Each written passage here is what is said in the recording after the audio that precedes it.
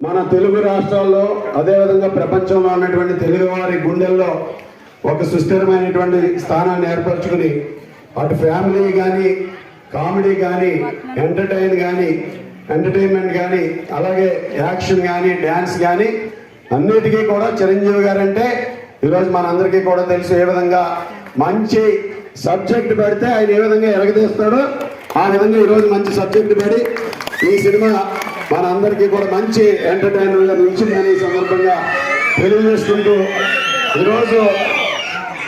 ఆయన వయసుకి ఈరోజు వయసు 70 సంవత్సరాలు అయినప్పటికీ కూడా ఆయన 50 సంవత్సరాలు యువకుడిగా ఈరోజు చూపించినటువంటి అనిల్ రావిపూడి గారికి మరొకసారి ధన్యవాదాలు తెలియజేసుకుంటూ ఈరోజు మొత్తం ఎంటైర్ టీంకి అందరికీ కూడా